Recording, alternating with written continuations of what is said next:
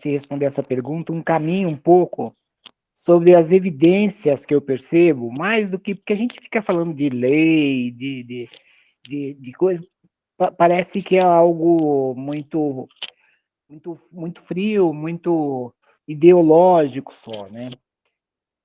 Eu morei na década de 80 e 90 numa região aqui em São Paulo que fica. É curioso, né, São Paulo, porque as coisas se concentram em determinadas regiões. Eu morei ali, a CD, lá de Escola São Francisco, a PAI, o Dorina, tem mais alguns serviços aí na região, mas, em suma, serviços que são oferecidos a pessoas com deficiência se concentram nessa área historicamente, né? E né, eu vim a ter deficiência só a partir de 91. Isso me aconteceu a partir de 91, de eu me encontrar nessa condição de tetraplégico.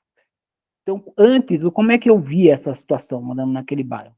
Inclusive, era muito perto do APA e da ACD. Então, como jovem lá, como adolescente, a gente rodava lá o bairro, era um mundo completamente à parte. As pessoas chegavam de perua nesses lugares, não se relacionavam com o entorno, era entrar e sair. Algumas vinham de ônibus, mas numa condição muito prejudicada, então você via as mães carregando os filhos já grandes, né, já com um tamanho significativo, carregando no braço, ou numa cadeira de rodas muito ruim, e aí tendo que ser carregado para dentro do ônibus, num exercício ali muito difícil e com um olhar das pessoas muito, muito ruim.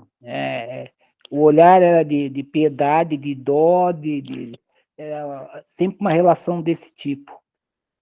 Então, essa foi a minha vivência nesses anos 90, nesses anos 80. Né? Era muito isso que eu vi ali.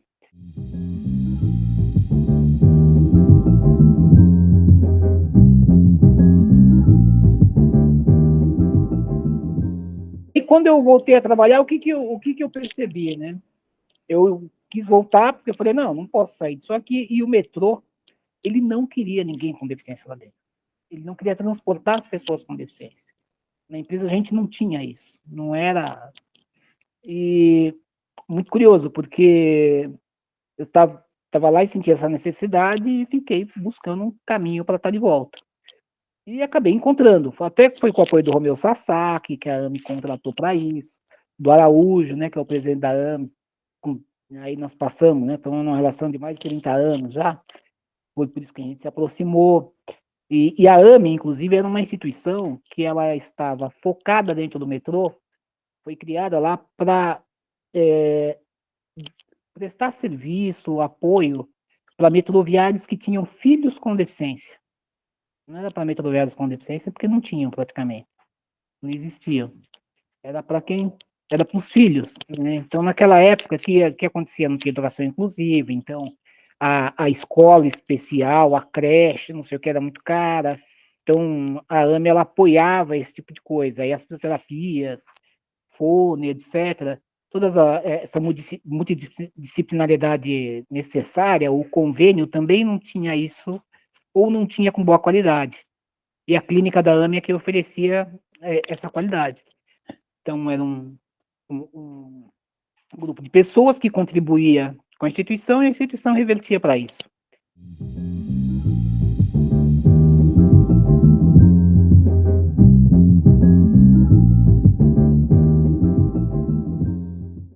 E no momento em que eu consegui, isso foi em 94, que eu, de fato, retornei à empresa, eu tive que prover meu próprio transporte, o assistente, para me auxiliar ali no local de trabalho, foi a AME que colocou, que sustentou isso por algum período, até a empresa conseguir se ajustar com isso. Essa questão de acessibilidade arquitetônica, etc., a gente tinha, praticamente não tinha, foi feito para essa ocasião. ônibus era uma coisa impossível de usar, não tinha menor condição. Um constrangimento naquela época era frequentar o entorno.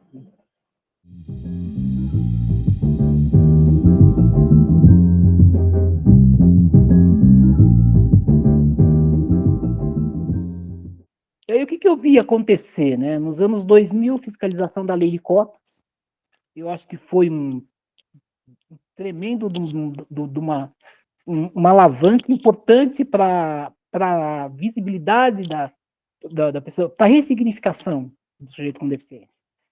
A pessoa com deficiência foi ressignificada porque, com essa exigência, trouxe uma reflexão na sociedade e uma movimentação que deu sentido àquilo que nós queríamos, a nível de mobilidade, de acessibilidade na cidade, né, de mobilidade urbana, a nível de acessibilidade nos prédios, nos serviços, o investimento na saúde.